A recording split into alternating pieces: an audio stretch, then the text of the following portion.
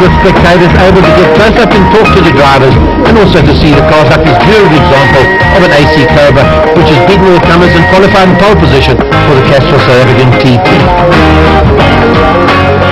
Former chairman of the Cobra Association, Frank Klinkert, back in action and on pole position, Frank. Most surprising and very welcome that we've do nothing else today to have beaten David Piper and qualifying is a dream. You just live your life around these cars. Is there another way of living? Now the specification of this car, I take it it's locally built and then a big Ford motor in it.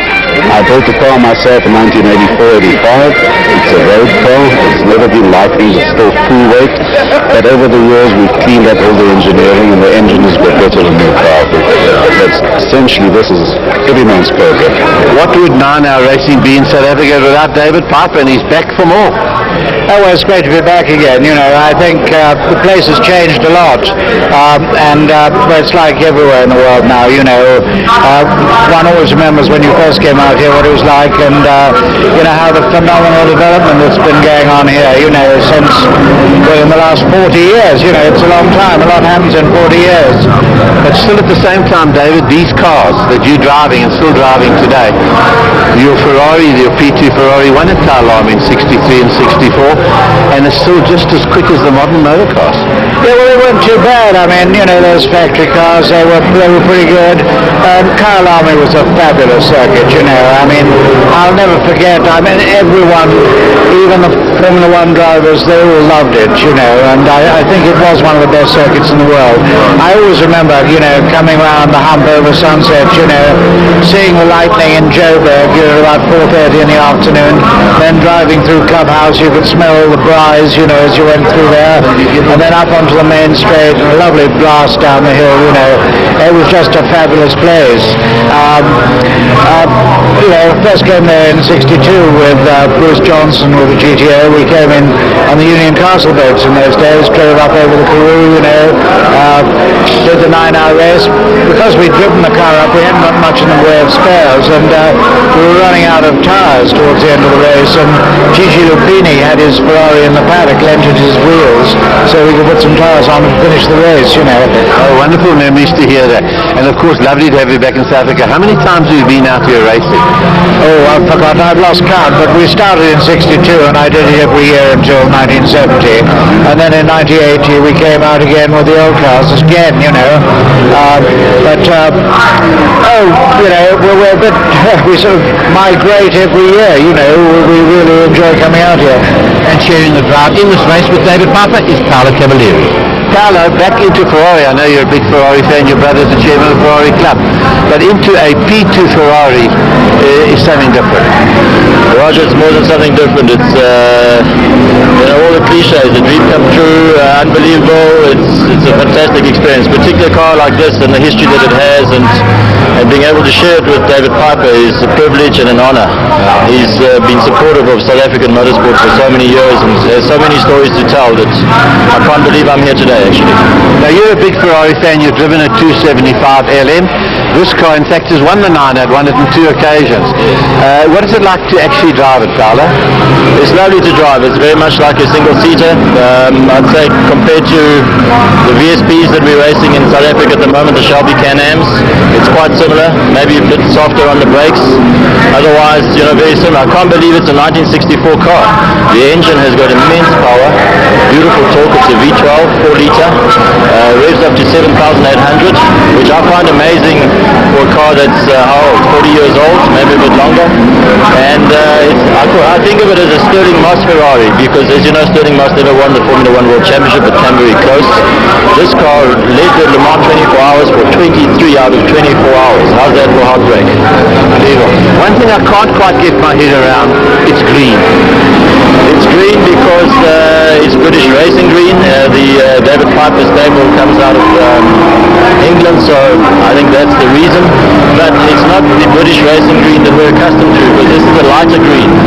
And it's the green that we've come to know David Piper's team as. But I think the origins, if you ask David, are are actually BP. I think BP Petroleum or British Petroleum was his sponsoring in the old days, and that's how this color green or shade of green came about. But today, this green is synonymous with David Piper, and there is no other Ferrari or Ferrari team in the world that races with this color.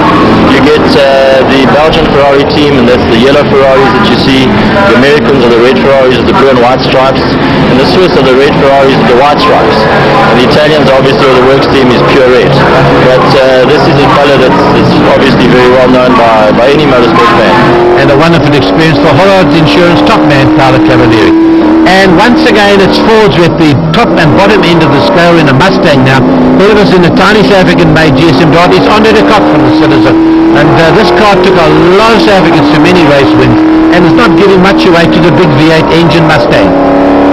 There are 26 cars in the lineup for this 34-lap race, and we've got some wonderful examples of sports cars in this race. There's the Dart, there's the Mustang, we've seen those already. And here's Frank Lincoln on pole position, ruined it all, came late for the start and had to start at the back of the field. And the XK140J, there's a lovely example of a D-Type J.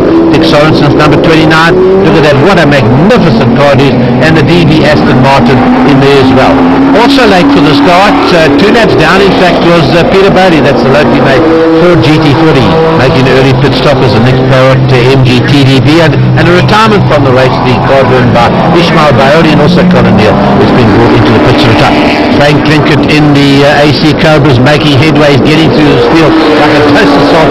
That old Cobra is doing a great job for him. And behind him we can see the little Lotus there, Peter Lindenberg and Corin, and we've got those lovely Heelys. And number 10 is Robbie Smith in the Daytona Coupe. One of these examples are made by Jimmy Price down in Port Elizabeth as well. Also did great things in motor racing. Heelys come along, lovely sexy looking motor car. And in the distance we've got the McLaren Mark 1, the genuine McLaren, the Bruce McLaren Mark 1 in the races here in South Africa. And there we've got these lovely examples of cars everywhere you look around the circuit. Clinton getting it sideways. He really is very effective. As we said, the founding chairman actually of the AC Cobra Club here in South Africa. He only lives for AC Cobras. Jaguars make beautiful looking motor cars. There's the XK140, it's John Bird's car, and he is pressing on big time.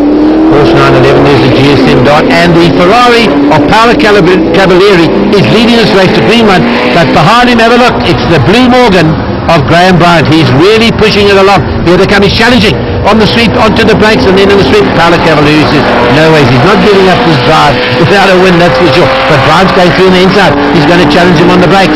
Bryant has won a lot of motor races in this motor car. He comes from the UK, stay folk, he's got him on the brakes. Paolo says, no ways are you coming past me. Just gives that 12-cylinder Ferrari everything he's got, stays in the front, but Bryant, he knows he can see him in the mirror. It's blue car in the mirror, and he's got to send it. You can see him getting inside it, little puffy smoke.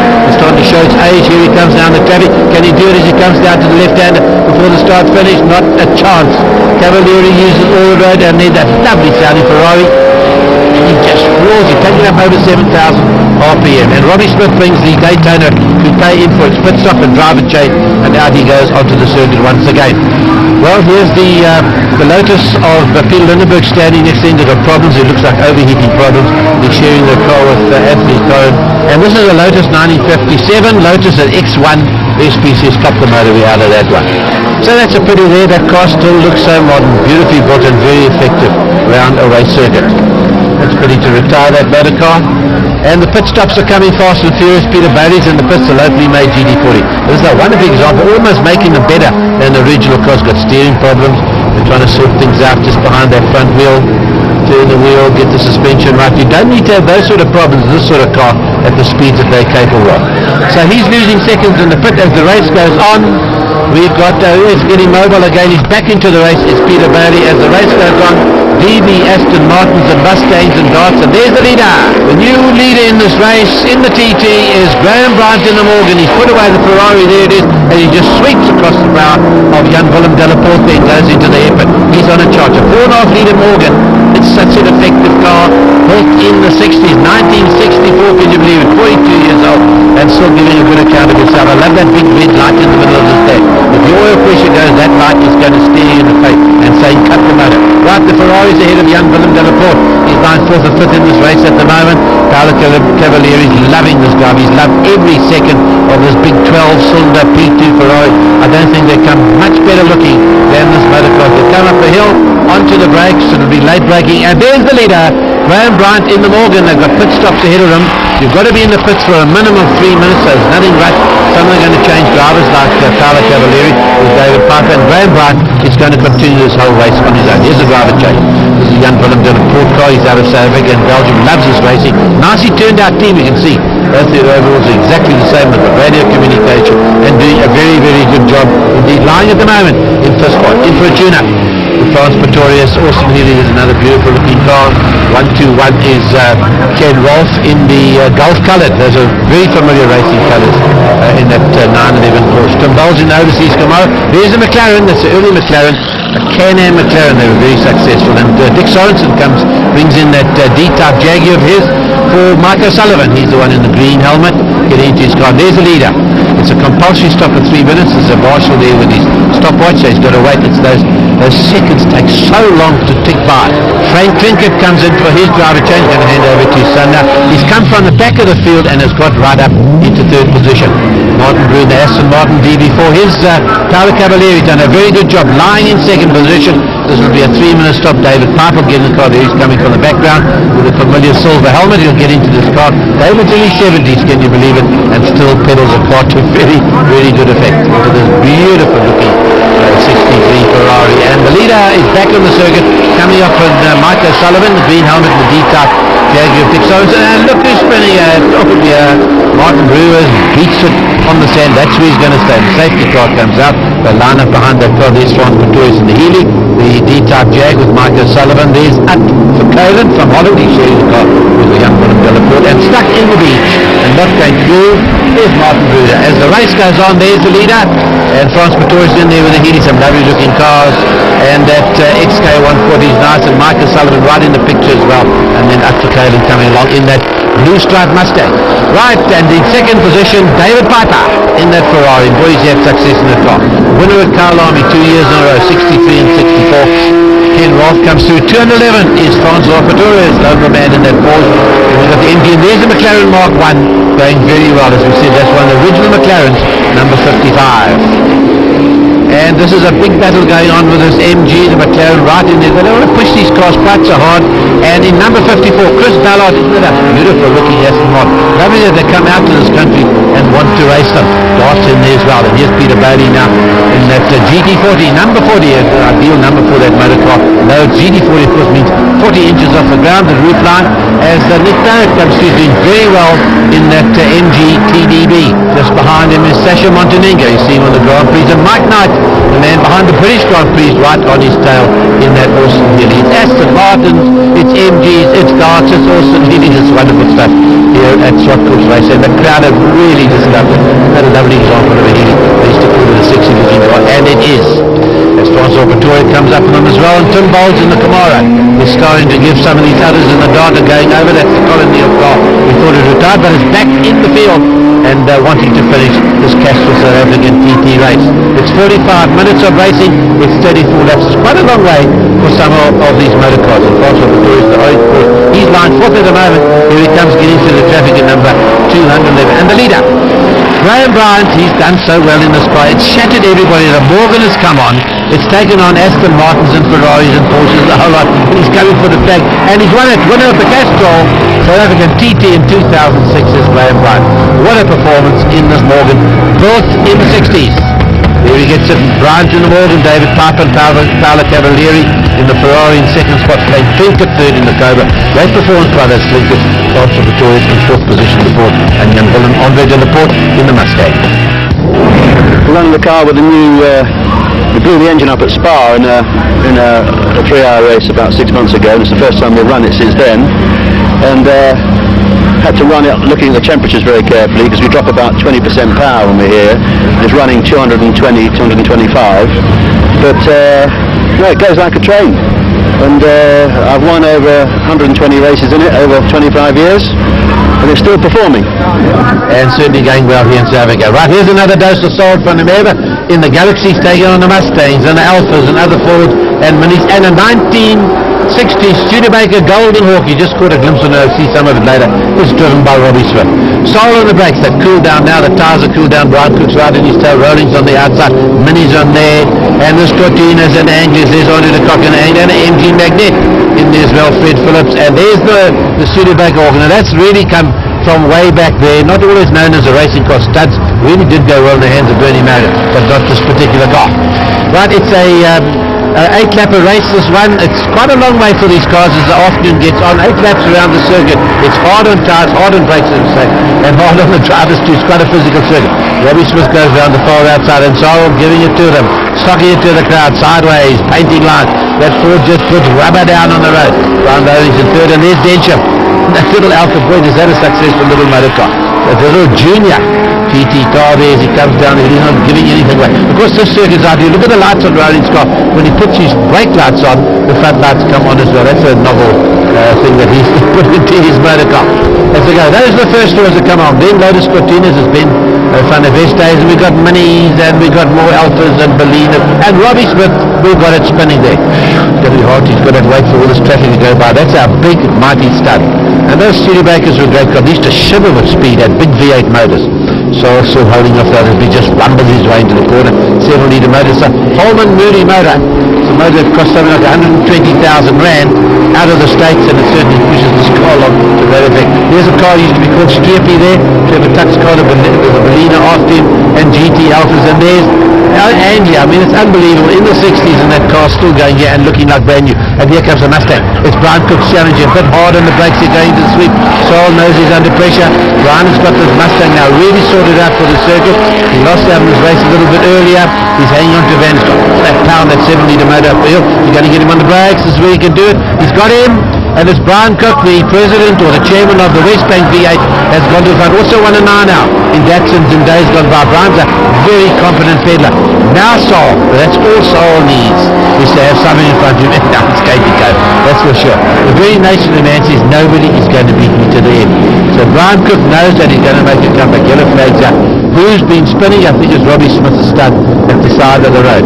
Here comes Brian Cook, just reveling in this. We're talking to his car once again while Rolling's right in there. Lucky that's the original colours of the Mustang. You remember the Van Rooyens and Cousy Swanepoel racing him and pushing the stud, and they're going to try and get it started again. Lots of room to push it on. Robbie said, he's been saying there's no brakes in this car. I mean, he means zero brakes. The pedal goes right down to the floor. So the safety car comes out just while they all line up again. It gives another lease of life to really get close up to Brian Cook as they start going away and give a nice look at some of these motor cars. And little Mini, that's huge green Mini. Very successful one. And there's Streepy, that's what it looked like, a Julietta TI. Remember those days of the Petersons driving, that was fantastic stuff. And the timeless Alpha GTs, Bellina's right behind him, and we've got them all in here. Right, signals given a go. Robbie Smith's car's out of the way, it probably got pushed started back into the straight. And you can see a little further back the big Galaxy there, Jim Woodley from the UK. So off making a payment on the curve. There's a bit of a bump on that curve. He's trying very hard. So it was lovely to have him back in racing for 2 years at a time. He's making a break for it. He's going through the inside and says, sorry Brian, he's gone through the inside. Listen to the crowd. They love it, they're cheering. All these stands are full and they just love him. So you can see he's using all the road, going up the hill, and Brian Rollings has made the most of his coming up the inside and taking pride. He lost a bit of momentum through that corner, Soul coming through, and Rollings says, thanks Brian, I'm coming in there. Also West Bank, the 8 racer of a couple of years gone by. And that Alpha's always there, just filling their mirrors with a little red Alpha as you start to head off down the hill at Soul once again. And there's the lights coming. Rolling's only got one light working this time. Maybe he's not putting the brakes on quite so hard as he can. And then Alpha, that little beauty, beautifully turned out. It's a big folly for Alphas, and Robbie Smith, same place, goes on.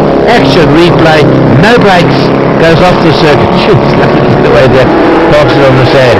And this time it was the pedal, the accelerator pedal, stuck wide open as he went in the corner. So Saul gets the flag, he wins it 2 wins for the day. And that Ford Galaxy going to work. It brought the crowd to the circuit. It showed off Saul van der Merwe's talent once again. Rolling second this time ahead of Brian Cook. And Clive Densham right in there with an Alpha GT Junior. What a performance. Trevor Tuck in the Julietta TTI came through in 5th spot. Another look at the big Galaxy, and that certainly has provided great thrills, and Saul's on a high. I think he should seriously think of making a comeback to racing. We could hardly get close to him just to injure him after this race. The crowd just packed around him, and I think he's getting a sore elbow just signing orders. As you can see, one happy man to be back on the circuit and thrilling the crowds. He's done for so long. 11 times a rally champion, he's won on the road, he's won in America. Solid van der Merwe proving that nobody's come along to replace him so far. A real icon in South African motorsport.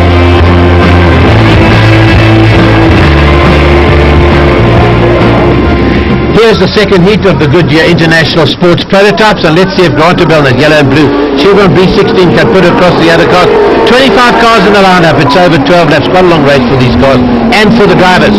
The Alpha Bobby Bell's Alpha's in second. The Chris O'Neill has taken over the T70 Lola from Nigel Hume. As they all single file through the hairpin. Oh dear, Bernard Whitnell's out of this one.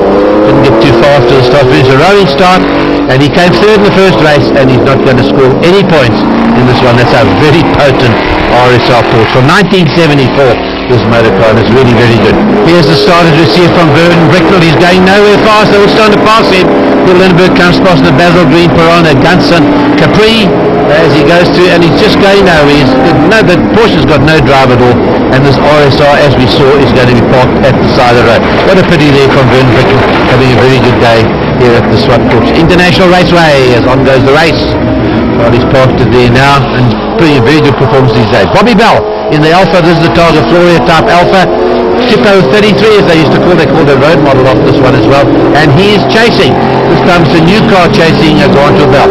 And the Porsche just behind him in the Martini colours is the Andre Bizet Note 911. Does that look good on the circuit? And there's David Piper in another Porsche 917. Nick Barrett comes through in his 917. These are timeless motor cars. These Porsche that do so well. As we say, you can take them to the shops, you can race on the weekend. They are fantastic motor cars. There's the Andre Bizet Note car. Chris O'Neill coming in just in between the circuit. David Piper in the 917. Awesome car. Real beast of a motor car to drive, they say. As the 911s just file through, Andre van Heerden is right in there as well. Here's 1, 2 and 3. Its first is Grant Bell, then Bobby Bell in the Alpha, and then Andre Bizet Note. Chris O'Neill comes next. David Piper, number 1, the 917. Peter Lindbergh is next in that famous car. Then the yellow one is Sam Hammond. Then we've got Nick Barrett, that black Porsche. We've got Anton van Heerden. And Mark Tatoy in the little V8 Chevron. He's right there. He started from the back of the field. He's making great headway. Firstly, it's come through. It's Grant Bell. Then it's Andre Bizet Note. Then it's Bobby Bell. Looking very nice. That Alpha there never really got into sports car racing. The others had all basically vanished when it came on the scene. But it did get some race successes, but not against great Porsche competition. It was there to take on the Porsche. Isn't that a lovely looking motor car? That Porsche of Andre Bizet Note. Here's Graham Bryant in the Morgan is in there as well, and that lovely E-Type Jaguar in of Dave Alexander.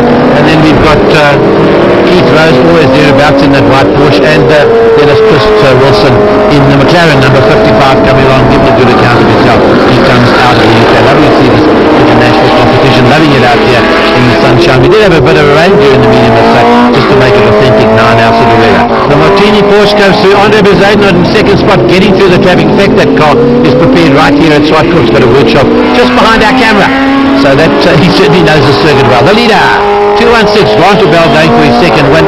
Very competent driver. He's now taken to this historic racing and loving every single moment.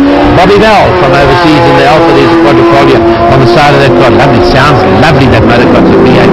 Second man, Andre Bizet Note, and that's our big throbbing Porsche, that one. Here comes the Alpha once again in third position. As the laps run out in this race, it's going to be Grant Bell. I think he's had a great afternoon here as they get into the dying stages of this race, and you hear these lovely sounds all around the circuit. David Piper in the Porsche, that fearsome Porsche, and that car was capable of 400 k's an hour. In fact, they tried to set up the South African land speed record in that motor car. Graham Bryant now down in the pack. Here's a little Chevy. Great car there, V8 Chevy engine developed by Jeff Moreland, raced by them and by Basil van Moen, used to throttle around our circuit. And there's a couple of wonderful examples around this country lovingly cared for. The Peter Lindbergh, Basil Green, Gunston, V8 Capri. As the others come down the road, it won't be long before the flag comes out. Sam Hammond is starting his last lap there, number 35. Those cars are so reliable, those Porsches, seldom you ever see them retiring. And the E-Type Jaguar, and that really is a wonderful looking motor car. Taking the flag, Grant Bell doubles for the day, gives them a wave. He's so thrilled there.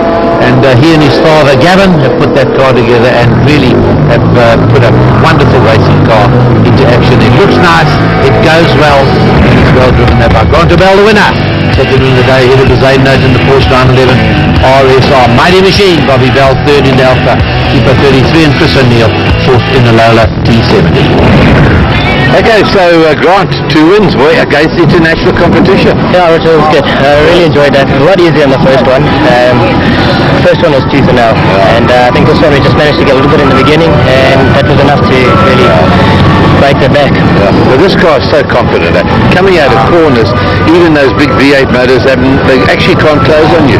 You know, when you think that this car is over 30 years old, it's remarkable, really, what they've done back then. And when you consider that this car, 30 years old, is actually quicker than most of the local cars, that's saying something for it. It's dynamic, it's lovely. Well, you pumped up and well done, boy. Thank you. Thanks.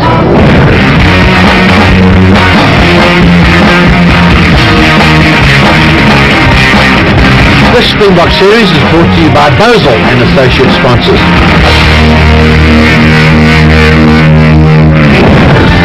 Next week, look out for the Springbok series revival from Killarney in Cape Town. We also see once again